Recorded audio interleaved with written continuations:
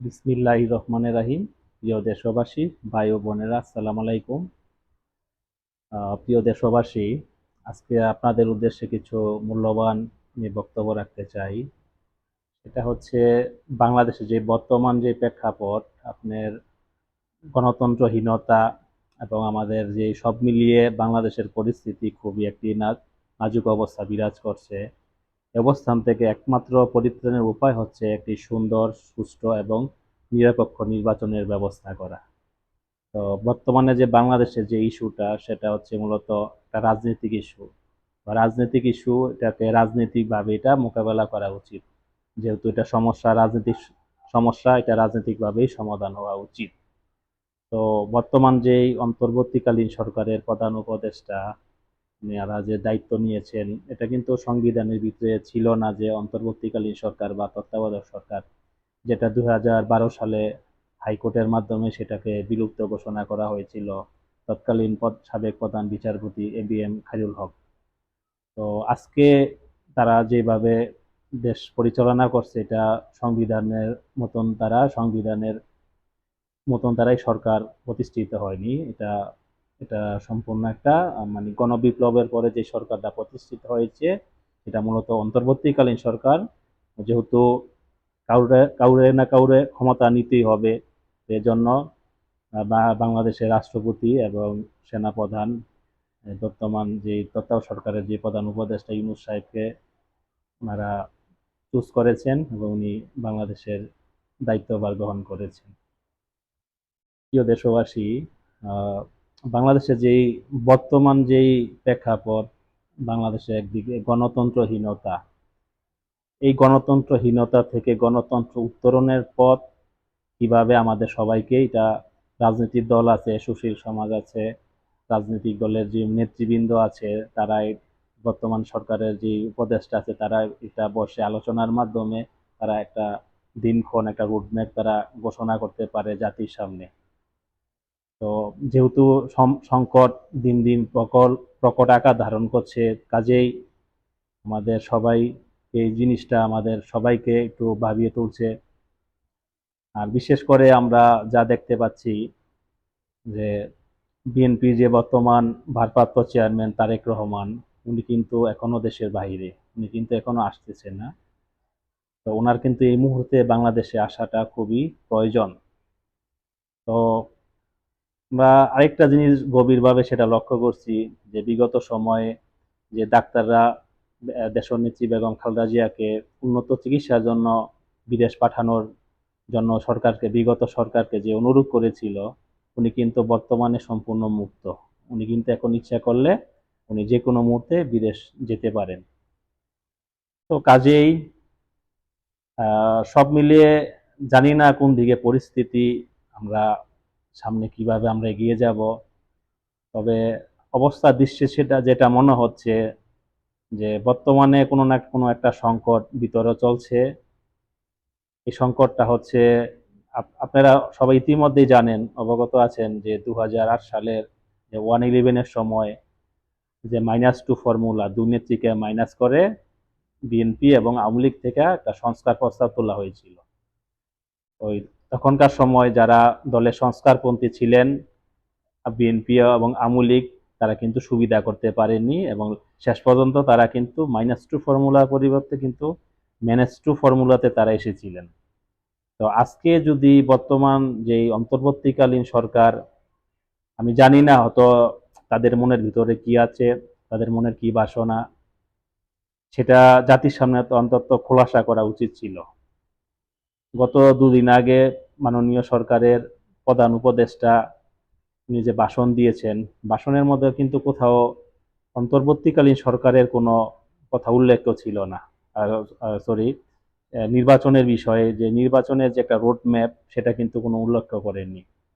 তো এটা কিন্তু রাজনৈতিক যে প্রধান যে রাজনৈতিক দলগুলোর দাবি, বিশেষ করে বিএনপি সহ যে অন্যান্য যে রাজনৈতিক দলগুলো আছে, তারাও কিন্তু দাবি জানাচ্ছে যে খুব দ্রুত একটা সময়, যে বর্তমান সময় যে প্রয়োজনীয় যে রাষ্ট্রের যে সংস্কার, এটা করার সম্পন্ন হওয়ার পরে কেবল একটা নির্বাচন হওয়া অবশ্যই বাঞ্ছনীয়।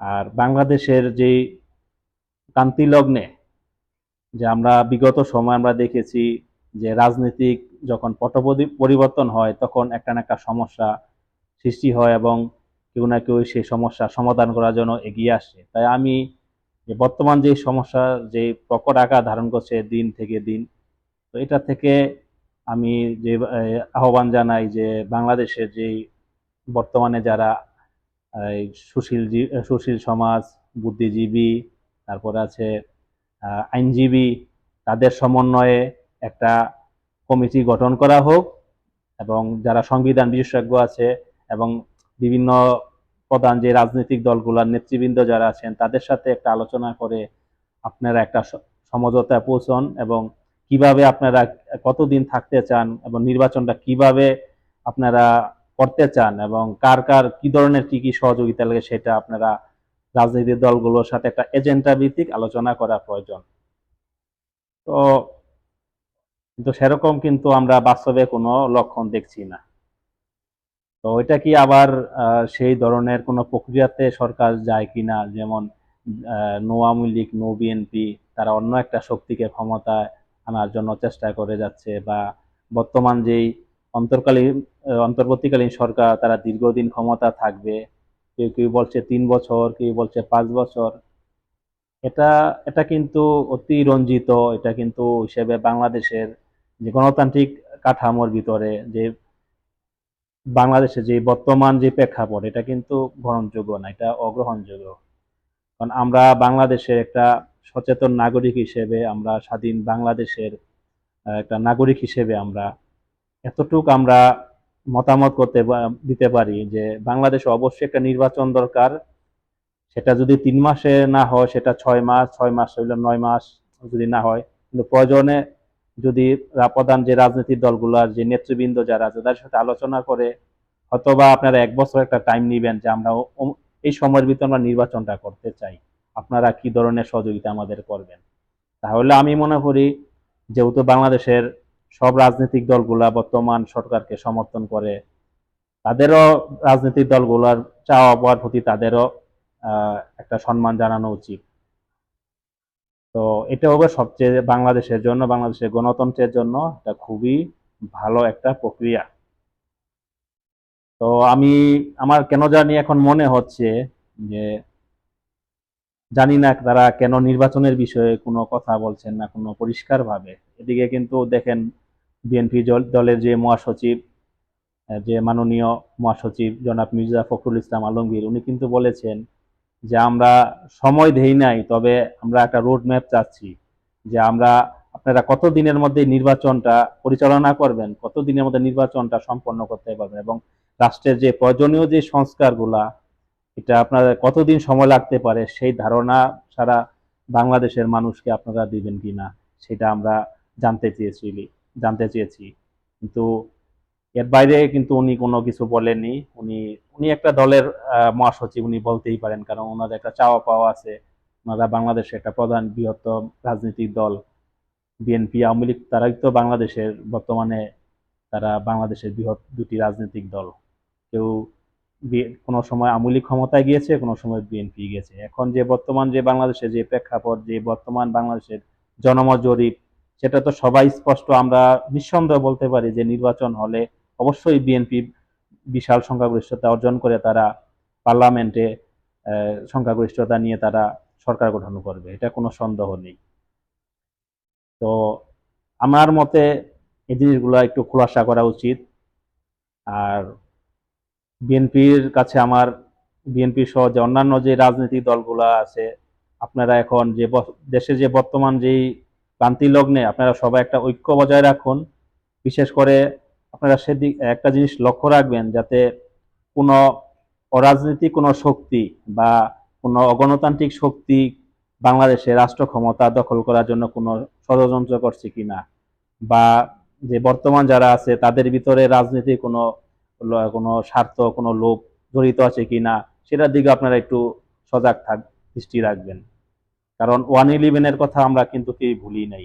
ওই সময়ে দেখেছি আমরা রাজনীতিবিদদের চরিত্র হনন করার জন্য তারা অনেক কিছু করেছে, তারা দুর্নীতির মামলা দিয়ে তাদেরকে বিভিন্নভাবে হয়রানি করেছে এবং এই বিএনপি এবং আওয়ামী লীগের দলটাকে তারা ভেঙে সংস্কার করে কয়েকটা অংশকে তারা নির্বাচনে নিয়ে তারা ক্ষমতায় থাকার জন্য অনেক চেষ্টা করেছিল, কিন্তু বাংলাদেশের যে জনগণ এবং বিশেষ করে আওয়ামী লীগ এবং বিএনপির যে তৃণমূল যে কর্মীরা সেটা তারা শক্তভাবে সেটা প্রতিহত করেছে।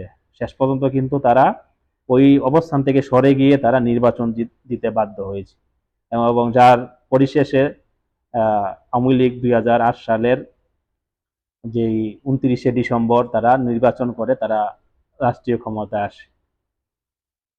তো এখন যে বর্তমান যে প্রেক্ষাপট, আমার মনে হয় না যে এমন একটা কিছু হতে পারে। তারপরও আমি বাংলাদেশের যেই বিএনপি সহ সকল যে রাজনৈতিক দলগুলোর প্রতি আমার উদাত্ত আহ্বান, আপনারা খুবই সজাগ থাকেন, সচেতন থাকেন।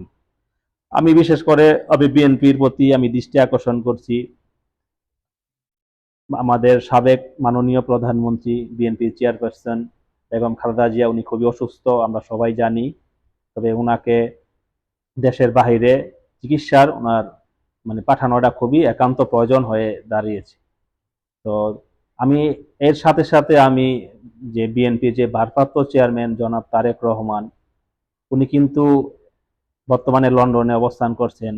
তো বর্তমান সরকার দায়িত্ব নেওয়ার পর কিন্তু অনেক দিন হয়ে গেল, এবং এখন যদি এই সময়টা যদি উনি বাংলাদেশে ফিরে আসেন, ওনার কিন্তু এখন আমি মনে করি এখন যেহেতু আওয়ামী লীগ সরকার নেই, এখন কিন্তু ওনার আসাটা প্রয়োজন। কারণ বাংলাদেশে যে বর্তমান যে প্রেক্ষাপট, বাংলাদেশের যেই বর্তমানে যে রাজনৈতিক যে অস্থিরতা, উনি যদি বাংলাদেশে আসেন এবং সাধারণ মানুষের পাশে দাঁড়ান, সেখানে সাধারণ মানুষ উজ্জীবিত হবেন, এবং বিএনপি যেই দলের নেতৃবৃন্দ, অগণিত কর্মী সমর্থক, তারাও জিনিসটাকে ভালো ইতিবাচক হিসেবে দেখবেন, তাদের ভিতরে একটা চাঙ্গা ভাব ফিরে আসবে। তো কাজেই আমার বিএনপি নেতৃবৃন্দের কাছে একটাই আমার অনুরোধ, আপনারা দয়া করে আগে বিএনপির ভারপ্রাপ্ত চেয়ারম্যান জনাব তারেক রহমানকে দেশে ফিরিয়ে নিয়ে আসেন, এবং তার পরবর্তীতে সাবেক প্রধানমন্ত্রী বিএনপির চেয়ারপারসন বেগম খালেদা জিয়াকে উন্নত চিকিৎসার জন্য বাইরে পাঠানো হোক। তা না হলে হয়তো দ্বিতীয় কোনো একটা গোষ্ঠী বাংলাদেশের রাষ্ট্র ক্ষমতা বা যে কোনো একটা ষড়যন্ত্র তারা করতে পারে।